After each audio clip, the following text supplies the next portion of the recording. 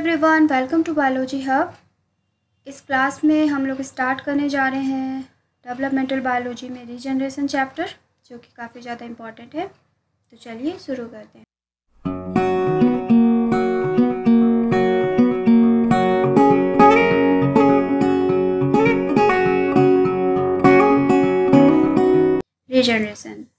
Regeneration is the reactivation of development in post-embryonic life to restore missing or damaged tissue।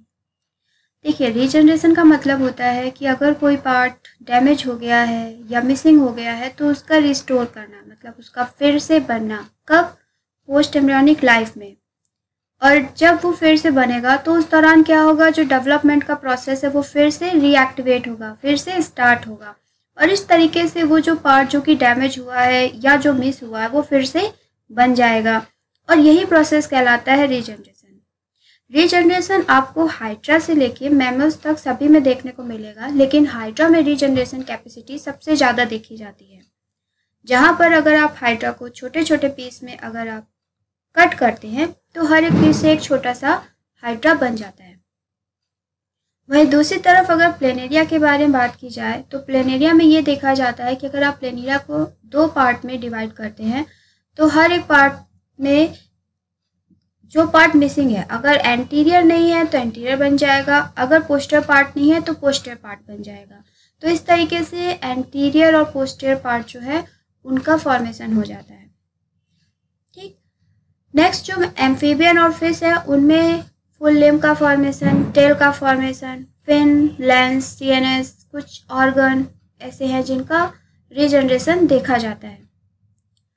आगे जब mammals की बात करी जा रही है तो वहाँ पर एंटलर्स जो है वो रीजनरेट हो सकते हैं, या ह्यूमन में जो लीवर है उसका रीजनरेशन देखा जाता है। लेकिन मैमल्स में रीजनरेशन कैपेसिटी सबसे कम देखी जाती है, सबसे ज़्यादा हाइड्रा में होती है। और जैसे जैसे हम लोग आगे मैमल्स की तरफ बढ़ते हैं वैसे वैसे रीजनरेशन की जो कैपेसिटी है वो रिड्यूस होती चली जाती है। नेक्स्ट आता है टाइप्स ऑफ रीजनरेशन। तो रीजनरेशन होता है 4 टाइप्स का। सबसे पहला होता है एपिमॉर्फिक रीजनरेशन, जो कि एम्फीबियंस में देखने को मिलता है।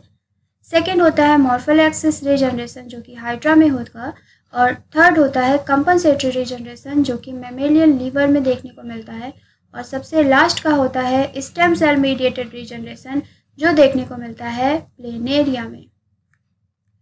तो हम लोग एक एक करके इन सभी रीजनरेशन के टाइप को डिस्कस करेंगे और स्टार्टिंग करते हैं एपिमॉर्फिक रीजनरेशन से। एपिमॉर्फोसिस रीजनरेशन या एपिमॉर्फिक रीजनरेशन। देखिए, एपिमॉर्फिक रीजनरेशन सैलामेंडर के लिम्ब के रीजनरेशन के समय ये प्रोसेस देखा जाता है, एपिमॉर्फिक रीजनरेशन। और यहाँ पर फॉर्मेशन होता है रीजनरेशन ब्लास्टिमा का। अब ये रीजनरेशन ब्लास्टिमा कैसे बनती है उसको थोड़ा सा हम लोग इस फिगर से समझते हैं, फिर आगे हम लोग एक एक करके सारे जो पॉइंट दिए हैं सारे पॉइंट को डिस्कस करेंगे। देखिए, एपिमॉर्फोसिस या एपिमॉर्फिक रीजनरेशन में देखा यह जाता है कि अगर कोई पार्ट डैमेज होता है तो वहाँ पर मिलने वाली जो भी डिफ्रेंशिएटेड सेल होती हैं वो डी डिफ्रेंशिएट हो जाती हैं। जैसे यहाँ पर दिखाया भी जा रहा है कि ये कोई सेल है और वो डी डिफ्रेंशिएट। एक एग्जांपल से समझते हैं। मान लीजिए ये क्या है, एक बोन सेल है, ठीक, जो डैमेज पार्ट के पास थी। तो जैसे ही पार्ट डैमेज हुआ, जैसे लिम्ब का डैमेज हुआ, तो वहाँ पर मिलने वाली ये जो बोन सेल है या मसल्स है, बोन सेल है, मसल सेल्स हैं और फाइब्रोब्लास्ट सेल है, ये सारी सेल्स जो है इनमें जो डिफ्रेंशिएटेड कैरेक्टरिस्टिक्स हैं इनका लॉस होना स्टार्ट हो जाता है, जिसे हम लोग बोलते हैं डी डिफ्रेंशिएट। तो ये जो बोन सेल जब डी डिफ्रेंशिएट होगी तो फिर अब ये एक नॉर्मल सेल में कन्वर्ट हो गई। मतलब अब हम इसको बोन सेल नहीं कहेंगे, अब ये एक सिर्फ एक सेल है। इसके बाद यहाँ पर इन सेल्स को कुछ माइटोजेनिक फैक्टर्स मिलते हैं, जैसे कि FGF9 है, इसके अलावा न्यूट एंटीरियर ग्रेडियंट प्रोटीन्स हैं, जिनकी वजह से ये डिवीजन में इंटर करती हैं, ये पॉलीफ्रेट करती हैं और इनके नंबर इंक्रीज होते हैं। और ये पॉलीफ्रेशन तब तक चलता है जब तक कि एक कंप्लीट लिम्फ के फॉर्मेशन के लिए जितनी सेल्स की रिक्वायरमेंट है उतनी सेल ना बन जाए।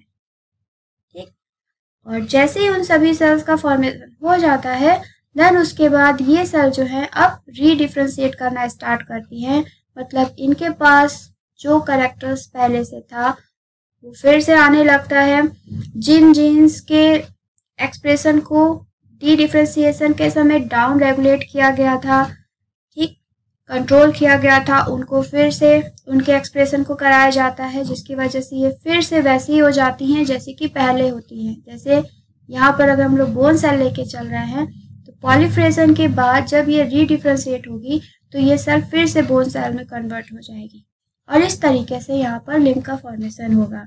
मतलब कि पहले डी डिफ्रेंशिएशन होगा, फिर उसके बाद पॉलीफ्रेट करेगी, देन उसके बाद रीडिफ्रेंशिएट होगा और एक कंप्लीट लिम्फ का फॉर्मेशन हो जाएगा। तो वही सारे पॉइंट यहाँ पर दिए भी गए हैं कि यहाँ पर जो रीजनरेशन ब्लास्टिमा बनती है, ठीक, किसके थ्रू बनती है? जो सेल का डी डिफ्रेंशिएशन होता है उससे एक रीजनरेशन ब्लास्टिमा बनती है। और यहाँ पर जो हम ब्लास्टिमा के बारे में बात करें तो उन्होंने बताया है which is an aggregation of relatively undifferentiated cell derived from originally differentiated tissue. जो डिफ्रेंशिएटेड सेल या टिश्यू थी वो क्या हुई? अनडिफ्रेंशिएटेड हुई और इस तरीके से ब्लास्टिमा बनी। फिर उसके बाद ये पॉलीफ्रेट होंगी, नंबर बढ़ेंगे, देन उसके बाद फिर से रीडिफ्रेंशिएट होंगी और एक कंप्लीट लिम्फ का फॉर्मेशन हो जाएगा। Then proliferate and redifferentiate into new limb part.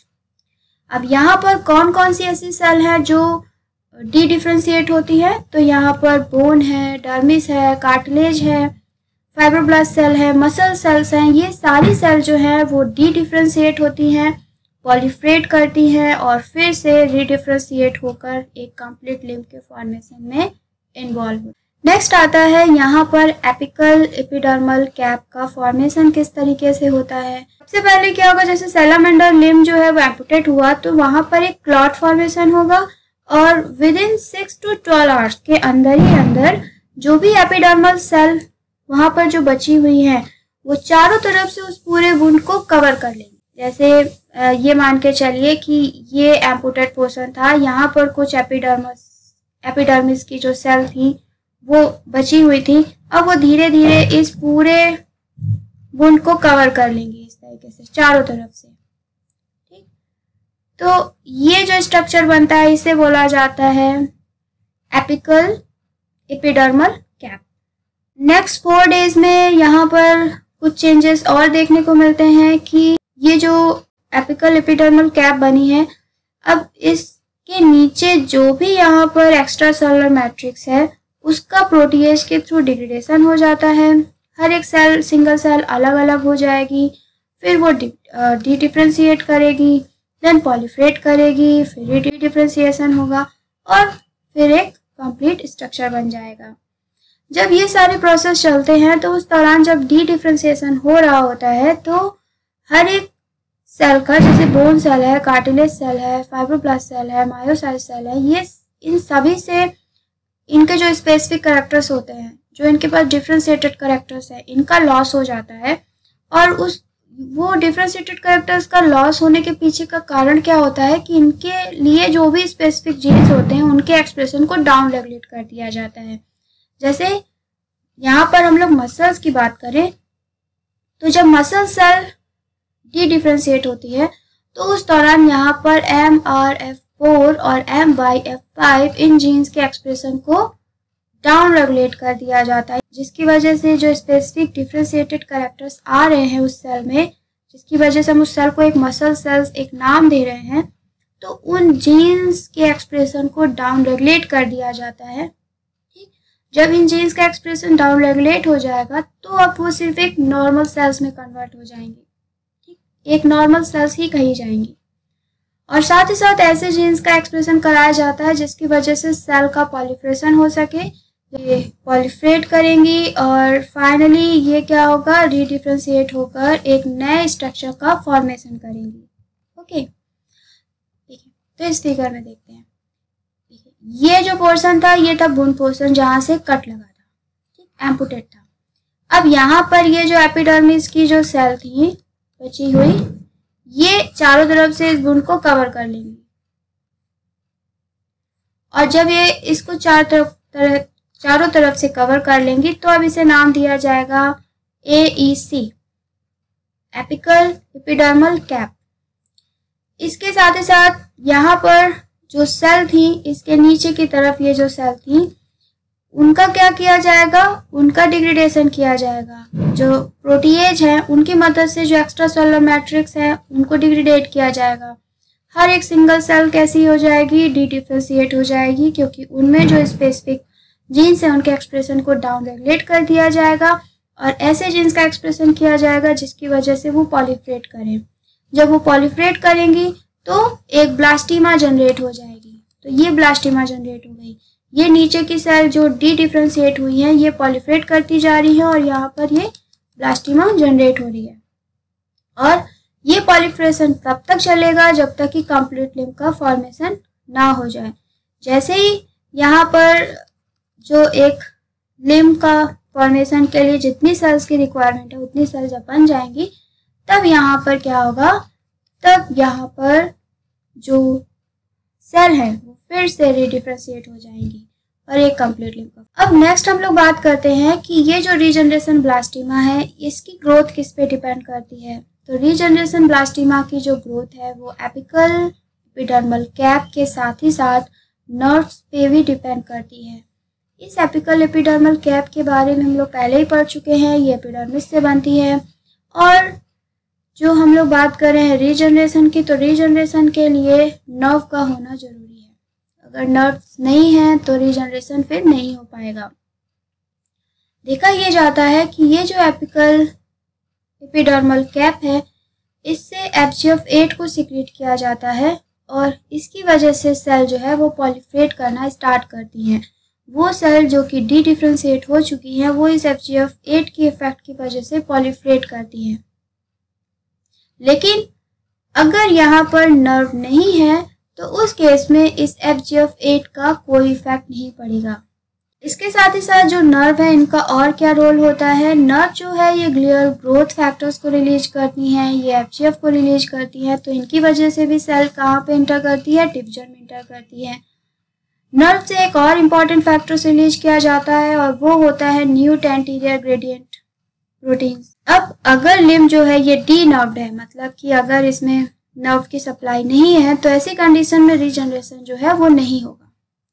लेकिन दूसरी तरफ यहाँ पर अगर हम न्यू एंटीरियर ग्रेडियंट प्रोटीन्स की बात करें, अगर यहाँ पर कोई एक डी नर्व्ड लिम्फ है जिसमें रीजनरेशन पॉसिबल नहीं है, अगर इसी डी नर्व्ड लिम्फ में आप न्यू एंटीरियर ग्रेडियंट प्रोटीन्स देते हैं तो फिर यहाँ पर लिम्फ का डेवलपमेंट नॉर्मल देखा जाता है, जैसा कि इस फिगर में बताया गया है। यहाँ पे अगर आप इस फिगर को ध्यान से देखिए तो यहाँ पर जो ये राइट लिम्फ है इसको डी नर्व कर दिया गया। यहाँ पर जो नर्व सप्लाई थी उसको खत्म कर दिया गया। अब एक तो इन्होंने कंट्रोल कंडीशन में किया। कंट्रोल कंडीशन मतलब कि कुछ भी नहीं दिया अलग से, नॉर्मल लिम्फ का जो रीजनरेशन का प्रोसेस है वो देखा। तो उन्होंने ये देखा कि जहाँ पर नर्व की सप्लाई नहीं थी राइट साइड पे, वहाँ पर लिम्फ का डेवलपमेंट नहीं हुआ, जैसा कि यहाँ पर दिखाया जा रहा है। इसमें अगर आप देखो राइट साइड पे लिम्फ का फॉर्मेशन नहीं हो रहा। दूसरी तरफ इन्होंने यहाँ पर क्या किया, न्यू एंटीरियर ग्रेडियंट प्रोटीन्स को इलेक्ट्रोपोरेशन की मदद से इंसर्ट किया उस डी नर्व लिम्फ में। तो आगे जाकर वो ये देखते हैं कि यहाँ पर एक नॉर्मल लिम्फ का फॉर्मेशन हो रहा है। तो इससे ये चीज क्लियर हो गई कि अगर डी नर्व लिम्फ है और आप उसमें अगर न्यू एंटीरियर ग्रेडियंट प्रोटीन्स देते हैं तो फिर वहां से भी नॉर्मल लिम्फ का फॉर्मेशन हो जाता है। सेकेंड इंपॉर्टेंट रोल होता है आयन करंट का। यहाँ पर ये चीज बताई गई है कि इन एम्पुटेड लिम्फ है वहां पर आयन करंट जो है मेम्ब्रेन पोटेंशियल को चेंज करती है। इस आयन करंट की वजह से जो ये वीक टाइप ATPase हैं ये एक्टिवेट होते हैं, मेम्ब्रेन पोटेंशियल डिपोलराइजेशन होता है और इस तरीके से ये रीजनरेशन में मदद करते हैं। तो अगर यहाँ पर आप इन आयन चैनल को ब्लॉक कर दीजिए, कोई ऐसी ड्रग यूज करिए जिसकी वजह से जो प्रोटॉन्स पंप जो है यहाँ पर जो काम कर रहा है वो अगर काम नहीं कर पाता, अगर आप किसी भी तरीके की कोई ड्रग यूज कर रहे हैं तो ऐसी कंडीशन में रीजनरेशन नहीं देखा जाएगा। तो यहाँ पर आयन करंट का भी इम्पॉर्टेंट रोल होता है। नेक्स्ट आता है एक एक्सपेरिमेंट। यहाँ पर क्या किया गया है कि यहाँ पर एक लिम्ब को रिस्ट पोर्शन से एम्पुटेट कर दिया गया। यहाँ पर ब्लास्टिमा का फॉर्मेशन हुआ। फिर यहाँ पर इस रिस्ट ब्लास्टिमा को सबसे पहले तो इन्होंने एक होस्ट लिम्ब था वहां पर ट्रांसप्लांट कर दिया। ट्रांसप्लांट करने के बाद इन्होंने देखा कि इस ब्लास्टिमा से जो पोर्शन बना वो क्या बना, रिस्ट ही बनी। मतलब जो रिस्ट था उस रिस्ट ब्लास्टिमा को जब इन्होंने होस्ट लिम्ब में ट्रांसप्लांट किया तो रिस्ट का ही फॉर्मेशन हुआ। दूसरी तरफ इन्होंने इस रिस्ट ब्लास्टिमा को लिया और इसको बाहर से रेटिनोइक एसिड दिया और उसके बाद इन्होंने होस्ट लिम्ब में ट्रांसप्लांट किया। तो वो ये देखते हैं कि कंप्लीट लिम्ब का फॉर्मेशन होता है। तो ये एक्सपेरिमेंट ये इंडिकेट करता है कि यहाँ पर जो रिस्ट ब्लास्टिमा है ये रिस्ट बनाएगी या कंप्लीट लिम्ब का फॉर्मेशन करेगी। ये इस बात पे डिपेंड कर रहा है कि आप इसको कहाँ पर ट्रांसप्लांट कर रहे हैं।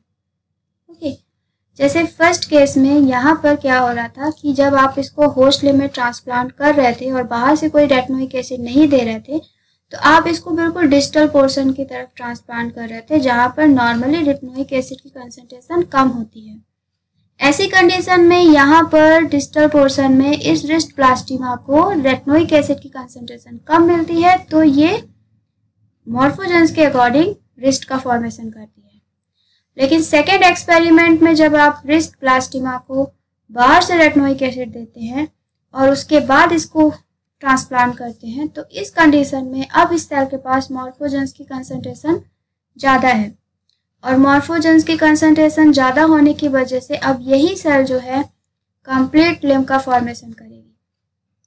ठीक, जैसा कि हम लोग मॉर्फोजेनेसिस का जो प्रोसेस पढ़ते हैं ना वहाँ पे ये चीज़ें आती हैं कि हर एक सेल के पास ये क्षमता होती है कि वो प्रॉक्सिमल स्ट्रक्चर बना सकती है, डिस्टल स्ट्रक्चर भी बना सकती है, मिडिल पोर्शन भी बना सकती है, पर वो क्या बनाएगी वो इस बात पे डिपेंड करता है कि उसे कितना कंसंट्रेशन मिल रहा है मॉर्फोजेंस का। अगर कंसंट्रेशन ज़्यादा मिल रही है तो वो प्रॉक्सिमल स्ट्रक्चर बनाएगी, कम मिल रही है तो डिस्टल स्ट्रक्चर बनाएगी। लेकिन हम ये नहीं कह सकते हैं कि जो सेल डिस्टल बना रही वो डिस्टल ही बनाएंगी, वो डिस्टल के अलावा और कोई स्ट्रक्चर नहीं बना सकती। नहीं, हर एक सेल प्रॉक्सिमल, डिस्टल, मिडिल कोई भी स्ट्रक्चर बना सकती है। बस ये इस बात पे डिपेंड करता है कि सेल को कितना कंसंट्रेशन मॉर्फोजेंस का मिल रहा है। सेम वही चीज़ इस एक्सपेरिमेंट में है जहाँ पर रेटिनोइक एसिड नहीं दिया जाता है, ठीक, और फिर आप उसको होस्ट लिम्ब में ट्रांसप्लांट करते हैं तो ऐसी कंडीशन में जिस जगह पे आपने ट्रांसप्लांट किया वहाँ पे रेटिनोइक एसिड इतना नहीं मिल रहा था रिस्ट ब्लास्टिमा को तो रिस्ट ही बना। दूसरी तरफ आप रेटिनोइक एसिड बाहर से दे रहे थे रिस्ट ब्लास्टिमा को तो उसके पास मॉर्फोजेंस की कंसंट्रेशन ज़्यादा पहुँच गई तो ऐसी कंडीशन में उसने कंप्लीट लिम्ब का फॉर्मेशन किया तो प्रॉक्सिमलाइजेशन हो गया लिम्ब ब्लास्टिमा। नेक्स्ट यहाँ पर कुछ क्वेश्चन है जो हम उनको देखते हैं। जैसे इन्होंने इसी एक्सपेरिमेंट के बेसिस पे क्वेश्चन पूछे गए हैं CSIR नेट में। Dose dependence of retinoic acid treatment support the notion that a gradient of retinoic acid can act as a morphogens along the proximal distal axis in a developing limb. Following are certain facts related to the above notion. First दे रहे हैं treatment with high level of retinoic acid causes a proximal blastema to re-specified as distal blastema and only distal structure are regenerated. तो ये बिल्कुल गलत है क्योंकि आप high level का रेटिनोइक एसिड दे रहे हो और यहाँ पर प्रॉक्सिमल ब्लास्टिमा किसमें कन्वर्ट हो रही है, डिस्टल में, जबकि डिस्टल के लिए रेटिनोइक एसिड की कंसंट्रेशन कम होनी चाहिए और अगर आप हाई लेवल का दे रहे हो तो डिस्टल में नहीं रिस्पेसिफाइड होगी। तो स्टार्टिंग ही इसकी गलत है। सेकेंड स्टेटमेंट में ये बताया गया है treatment with high level of retinoic acid causes a distal blastema to re-specified as proximal blastema and regeneration of full limb may be initiated। ये सही है। ओके, थर्ड दे रहे हैं treatment with retinoic acid affect only distal blastema cause them to form only proximal structure. तो ये बिल्कुल गलत है। The treatment with high level of retinoic acid causes any blastema to form only distal structure. तो ऐसा नहीं कि केवल डिस्टल स्ट्रक्चर ही बनेंगे, तो ये भी गलत है। इस क्वेश्चन का राइट आंसर क्या होगा, D, only second. Next question जो है सेम इसी एक्सपेरिमेंट के बेसिस पे है जो जून 2011 में पूछा गया था। When a wrist blastema from recently cut axolotl forelimb is placed on a host hind limb cut at the mid-thigh level, it generates only wrist. The host, whose own hind limb was removed, was fill the gap and regenerate the limb up to the wrist. However, if the donor blastema treated with retinoic acid on grafting, the wrist blastema will regenerate the complete limb and will not allow the host to fill the gap. This happened because retinoic acid. तो same वही experiment पूछा गया है। तो क्या हो रहा था यहाँ पर? प्रॉक्सिमलाइजेशन हो रहा था। Help in the proximalization of blastema, activate the hox gene differentially across the blastema. Right answer A. तो ये था एपिमॉर्फिक रीजनरेशन। नेक्स्ट हम लोग आगे जो रीजनरेशन का जो टॉपिक है उसको कवर करेंगे। अगर आपको वीडियो पसंद आया हो तो वीडियो को लाइक करना, शेयर करना और चैनल को सब्सक्राइब करना मत भूलिएगा। Thank you so much.